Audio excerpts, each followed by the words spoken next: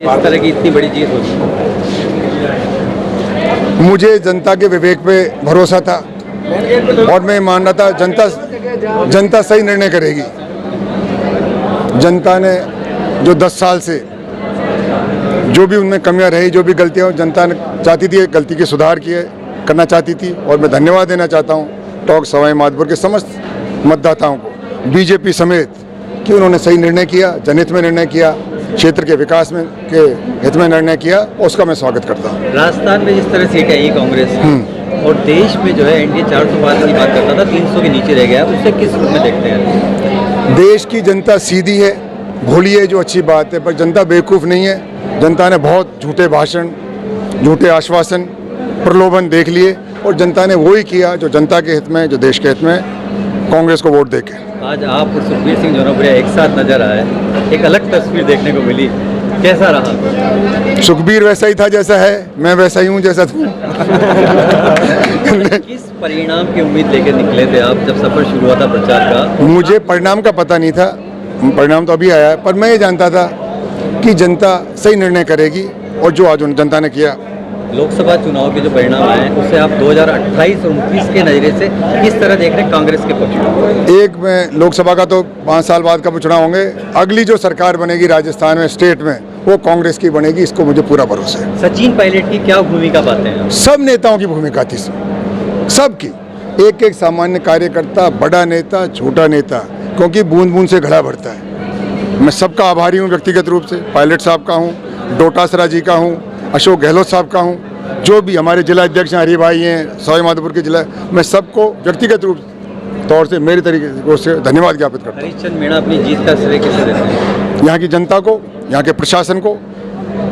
वो जनता ने मतदान किया और प्रशासन ने निष्पक्ष तरीके से, बिना हिंसा के मतदान करवाया, मतगणना करवाई, चुनाव संचालन, सब बधाई के पात्र हैं। आप कहते थे कि जयपुर भेजेगी या दिल्ली भेजेगी, देखने वाली बात ये होगी।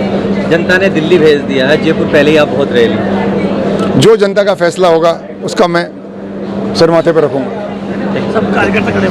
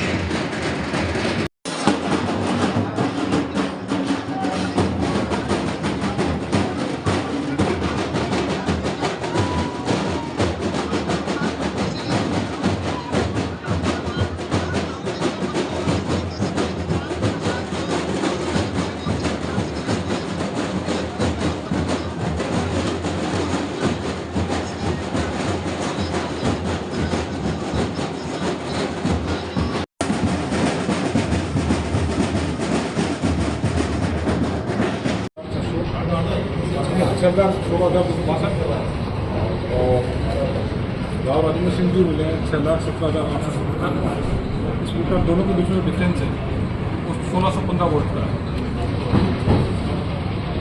अनिल चोपड़ा जी द्वारा 4 आपत्ति पेश की गई थी मसाले, वो हमारे अब्दुल साहब के साथ में डिस्कस करना और ऑस्ट्रेलिया से मिले तो 4 आपत्तियाँ उनकी खारिज की गई। इस प्रकार जयपुर ग्रामीण से बीजेपी के प्रत्याशी राव राजेंद्र सिंह सेट बना दी, दो चीज़ें हिंदी वाली दोनों दे दो, इंग्लिश वाली इसके साथ और सेट बना दो जो आपको देना है। कुछ होगा तो बाद में आप बात पार लेंगे।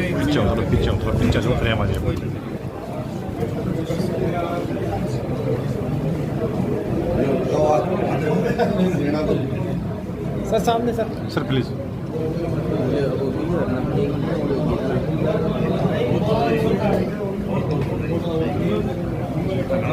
और इस वक्त हमारे साथ मौजूद हैं राजसमंद लोकसभा प्रत्याशी महिमा कुमारी। लगभग अब तक के चुनाव परिणाम में 3.5 लाख के करीब लीड ले चुकी है महिमा कुमारी। आइए जानते हैं इस तरीके की जीत के बाद किस तरीके की उनकी प्रतिक्रिया है। काफ़ी बहुत खुशी हो रही है और मैं सबसे पहले अपने राजसमंद परिवार को बहुत बहुत धन्यवाद देना चाहूँगी। उन्होंने मेरे पर इतना विश्वास किया और जितने हमारे एमएलए लोग हैं, कार्यकर्ता हैं, उन्होंने इतनी मेहनत की है तो उनकी सब मेहनत सफल हुई है, तो हम सब बहुत खुश हैं। मोदी जी ने आप पे विश्वास किया है, इस विश्वास को किस तरीके से आप खरा उतारेंगे? जैसे मैंने पहले भी कहा है कि मुझे राजनीति नहीं आती, मैं लोगों के बीच में रही हूँ, उनसे मिलती जुलती हूँ, उनका दुख सुख सुनती हूँ, तो जो भी उनकी आवाज़ है और उनका जो भी काम है, चाहे छोटा है बड़ा है, मैं उनकी आवाज़ दिल्ली तक लेके जाऊंगी और कोशिश यही रहेगी कि उन सब का काम हो। तो ये थे राजसमंद से भाजपा प्रत्याशी महिमा कुमारी, जिन्होंने बताया कि वो राजनीति के लिए भले ही नए हैं, लेकिन वो जिस तरीके से जनता के बीच में रहते हैं, निश्चित रूप से वो जनता की आवाज़ को प्रधानमंत्री मोदी जी तक पहुंचाएंगे। दिनेश सोत्री, दूरदर्शन समाचार, राजसमंद।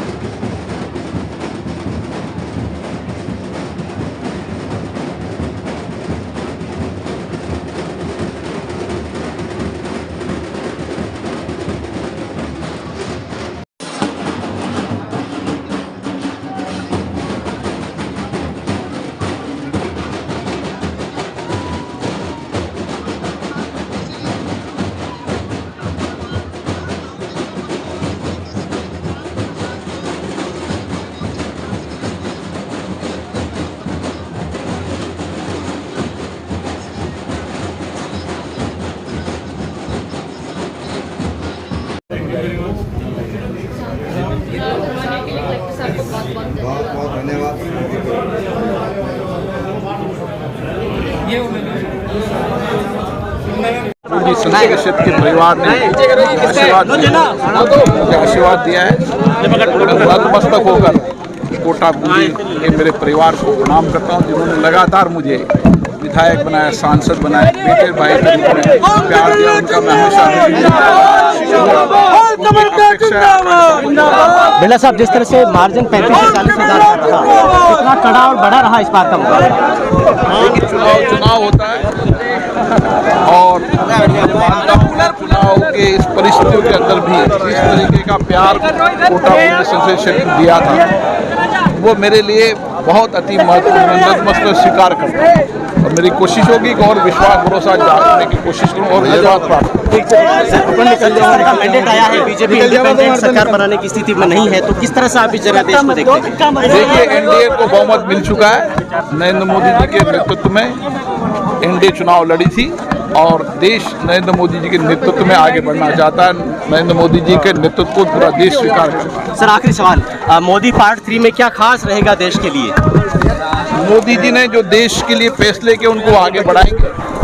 हमारे लिए उन्होंने देश की जनता के लिए एक लंबी कार्य योजना बनाई है। मुझे आशा है कि आज भी देश की जनता का जितना विश्वास भरोसा मोदी जी के नेता के प्रति मोदी जी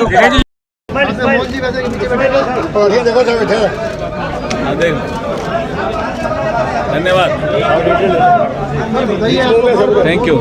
इस अवसर पर मैं बीकानेर संसदीय क्षेत्र की जनता का, हमारे मतदाताओं का और हमारे कार्यकर्ताओं का आभार प्रकट करना चाहता हूं, जिसके कारण बीकानेर में चौथी बार भारतीय जनता पार्टी चुनाव जीती है। मैं पुनः जनता का, मतदाताओं का और कार्यकर्ताओं का आभार प्रकट करता हूं। पिछली बार के मुकाबले जीत का रेशो ये सब समीक्षा के विषय हैं और जब हम बैठेंगे तो इसकी भी समीक्षा करेंगे, लेकिन इस अवसर पर अभी समय है आभार प्रकट करने का। चौथी बार आप आए हैं, आगे विकास को लेकर, बीकानेर के विकास को लेकर, देश के विकास को लेकर। देखिए, मैंने पहले भी मेरे चुनाव जब मैं लड़ रहा था तब हमने जो हमारा एक व्यक्तिगत एजेंडा था, जिसके तहत मैंने कहा था कि जैसे बीकानेर सोलर हब बन गया, अब बीकानेर को सेरेमिक हब बनाना है, बीकानेर को फर्टिलाइजर हब बनाना है। जो विकसित भारत की प्रधानमंत्री जी की कल्पना है उसके अनुरूप बीकानेर को भी विकसित बीकानेर बनाना है। तेल के भंडारण ये वो उसके साथ लिंक है। तेल के भंडारण का हो, फर्टिलाइजर का हो, सेरेमिक्स का हो, इंडस्ट्रियलाइजेशन का हो, एग्रीकल्चर डेवलपमेंट का हो, टूरिज्म विकास का हो, ये सारे, रेलवे विकास का हो, ये सारे उसके साथ लिंक है। विकसित भारत के साथ साथ विकसित बीकानेर को विकसित बनाना। कुछ असामाजिक तत्व है, जैसे अभी खालिस्तानी का प्रचार भी करा उन्होंने, बाहर से आए पंजाब से लड़के, क्या कहना चाहिए? ये जो विषय आपने उठाया, ये विषय कहीं कहीं रहा है और सरकार जरूर इसमें कोई कार्रवाई करेगी। देश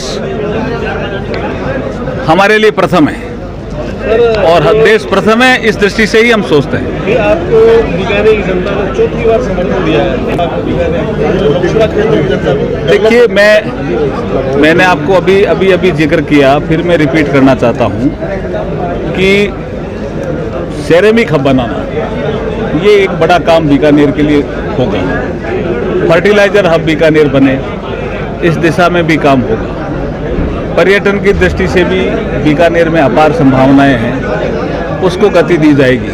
कुल मिलाकर के रेलवे का विकास हो, रोड का विकास हो, इंफ्रास्ट्रक्चर का विकास हो, इंडस्ट्रियल डेवलपमेंट हो, एग्रीकल्चर सेक्टर का विकास हो, सोलर का विकास हो, कुल मिलाकर के जो विकसित भारत बनाने का जो सपना है, उसी दिशा में बीकानेर को भी विकसित बीकानेर बनाने की ओर हमें तेजी से आगे बढ़ना है। यही हमारा एजेंडा है। Thank you. अभी संसदीय चुनाव का रिजल्ट कंप्लीट होकर सर्टिफिकेट देना बाकी है, लेकिन जो समर्थन सीकर संसदीय क्षेत्र की जनता ने दिया है, ये जीत इंडिया अलायंस के कार्यकर्ताओं की, इस जनता की जीत है, जिन्होंने जनता ने चुनाव लड़ा है तन से, मन से और धन से। इसलिए मैं तमाम जनता को, कार्यकर्ताओं, इंडिया अलायंस के कार्यकर्ताओं को धन्यवाद दूंगा और मैं तमाम संसदीय क्षेत्र के मतदाताओं को विश्वास दिलाऊंगा। जिस विश्वास के साथ आपने समर्थन दिया है, उस विश्वास पे खरा उतरने का सड़क से संसद तक अमराराम उसका पूर्ण भरसक प्रयास करेगा।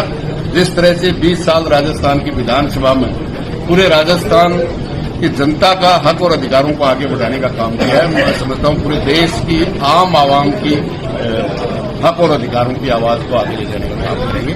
आप सबको बहुत बहुत धन्यवाद। जिस तरह से 14 और 19 में भारतीय जनता पार्टी ने और उसके अलायंस ने क्लीन स्वीप किया था, ये पहली बार बराबरी का हिस्सा हुआ और वो संघर्ष का है, क्योंकि शेखावाटी आज़ादी से पहले और आज़ादी के बाद आम जनता में जब भी तकलीफ आई है, संघर्षों में सबसे अग्रणी रोल अदा किया है और अभी भी इस तानाशाही सरकार के खिलाफ निश्चित रूप से चुनावी जंग में मुख्य क्या कारण मानते हैं सर जीत के?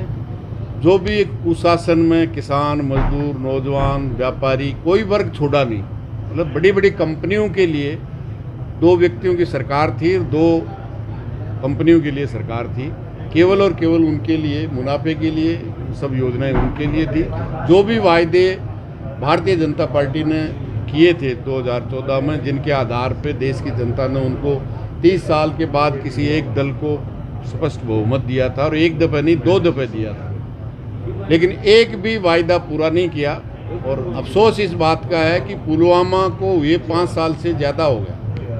2019 के चुनाव में हुआ था, 5 साल में अभी तक जांच करके सरकार ने नहीं बताया कि इतने भारी मात्रा में RDX किस तरह से आई, किसकी गलती रही और किस तरह से 40 जवानों की शहादत हुई और उसके लिए कौन सी गलतियां थी। मैं समझता हूं देश का जम्मू कश्मीर का राज्यपाल ज़रूर कुछ क्लू दिया है, लेकिन 5 साल में देश की सरकार ने देश की सुरक्षा के साथ जो खिलवाड़ हुआ उसकी जांच करके आज तक नहीं दी है। तो न केवल खिलवाड़ किया है बल्कि देश के जवान और देश की सुरक्षा के साथ अग्निवीर जैसी खतरनाक योजना इस देश की सुरक्षा के साथ और देश के जवानों के साथ जो देश का जज्बा इस शेखावाटी में है, राजस्थान में है, तो वीरों की धरती है। निश्चित रूप से बहुत बड़ा खतरनाक काम किया है। जबकि 2 करोड़ को नौकरी और काम देने की बात करते थे, किसान को आमदनी दूनी करने की बात करते थे। एनडीए और इंडिया गठबंधन में अभी इस तरीके से सियासी है, सियासी इस तरीके से कि नीतीश कुमार है एनडीए से इंडिया की तरफ आ सकते हैं, क्या लग रहा है? अभी ये तो है कि भारतीय जनता पार्टी का आंकड़ा क्या आता है। एनडीए में तो जो भी 7 दल हैं, समझता हूँ कोई भी रहेगा नहीं अगर भारतीय जनता पार्टी को 272 नहीं मिलेगी तो। उससे तो दूर ही है, 272 से दूर है तो डूबती नैया से चूहे भी कूद जाते हैं। इंडिया को एक भी नहीं रहेगा। और जिस तरह से तानाशाही की है, जीएसटी आने के बाद पूरे देश का टैक्स 90% देश की सरकार के पास जाता है और राज्यों का हिस्सा वो देश की सरकार देती है। उसमें जिस तरह का भेदभाव किया है, इसलिए कोई भी दल भारतीय जनता पार्टी के साथ नहीं है। सभी है, जिसकी जितनी हिस्से भागीदारी, जितनी हिस्सेदारी, हर तरफ से यहाँ पर एजुकेशन को लेकर हम बेहतर काम करेंगे। गुजरात जो पलायन हो रहा है उसको रोकने का काम करेंगे। और लंबे समय से गोविंद गुरु महाराज का जो सपना है, बिल प्रदेश बनाने की जो मांग चल रही है, उसको लेकर हम केंद्र सरकार में किसी की भी सरकार बने उस एजेंडे को तरीके से हम रखेंगे और अलग से बिल प्रदेश बनाने की डिमांड जो चल रही है उसको पूरा करवाएंगे। साथ ही जो आरक्षण वाला जो मामला चल रहा है, संवैधानिक जो प्रावधान है, उनको धरातल पे लागू करने का काम करेंगे। मालवीय जी के लिए मैं वो उम्र में मेरे से बड़े हैं, मेरे परिवार में सिखाया है कि उम्रदराज लोगों का मान सम्मान करना चाहिए। लेकिन एक सांसद प्रत्याशी थे वो, मैं भी सांसद प्रत्याशी था, लेकिन जिस तरह से इनके दिमाग में था, जिस तरह का उनका ओवर कॉन्फिडेंस था, इस जनता ने एहसास करा दिया, इस जनता ने एहसास करा दिया कि आपको ही हमने, बांसवाड़ा डूंगरपुर की जनता ने ही मालवीय जी को बड़ा बनाया था और उसी जनता को उन्होंने सौगंध खिलाए थे, इसी जनता को उन्होंने कई प्रकार से बांधा था और वही जनता ने उनको एहसास करा दिया कि हमारी वजह से ही आपको आगे बढ़ाया था और हम ही आज आपको वापस घर पे बिठाएंगे। और इस बार मैं आपके चैनल के माध्यम से भी बांसवाड़ा डूंगरपुर की आम जनता, आम कार्यकर्ता, भारत आदिवासी पार्टी के पदाधिकारी, इंडिया अलायंस के समर्थन में आए पार्टी पदाधिकारी और हमारे यहाँ पर जो विधायक रहे हैं, कांग्रेस के विधायक हैं, घाटोल से, बांसवाड़ा से और कुशलगढ़ से, तीनों विधायकों को भी मैं धन्यवाद देना चाहूँगा। दोनों पार्टियों के पदाधिकारी जिन्होंने दिल से साथ दिया उनको धन्यवाद देना चाहूँगा। आम जनता को धन्यवाद देना चाहूँगा। आम वोटर जो दिल से मेरे लिए राजकुमार बन के काम किया, इन सभी को धन्यवाद देना चाहूँगा। ये जीत मेरे अकेले की नहीं है, ये जीत प्रत्येक कार्यकर्ता की है, हम सब की है। और मुझे खुशी इस बात की है कि लोगों ने विश्वास जताया और मैं 5 साल पूरी कोशिश करूँगा कि इस विश्वास पे, इनकी जो उम्मीदें हैं, इन उम्मीदों पे खरा उतरेंगे और एक शानदार प्रदर्शन रहा। मैं विपक्ष के लिए कहना चाहूँगा कि आप सबके दिमाग में से ये निकाल दे कि ये लोकतंत्र है, राजतंत्र नहीं है। यह जनता की चलेगी, जनता की भावना के अनुरूप काम करेंगे तो ही चल पाएंगे। और इस बार बांसवाड़ा डूंगरपुर की जनता ने यह एहसास करा दिया। और हम हर बार कहते हैं, एक वर्ड यूज़ करते हैं, हमने रगड़ा निकाल दिया है। चुनाव से पहले जिस दिन नामांकन भरा था उस दिन कहा था कि आप कितने भी हेलीकॉप्टर उड़ा लो, पीएम बुला लो, सीएम बुला लो, कुछ भी बुला लो, लेकिन यहाँ की जनता और हमने ठान लिया है कि बांसवाड़ा डूंगरपुर और बागीदोरा उपचुनाव में हम रगड़ा निकाल देंगे। और आज परिणाम के रूप में ये एहसास हो गया कि अवश्य रगड़ा निकल गया है। और बागड़ क्षेत्र के अंदर, ये बिलपट्टी के क्षेत्र के अंदर ये बात करें तो राजनीतिक शुद्धिकरण का काम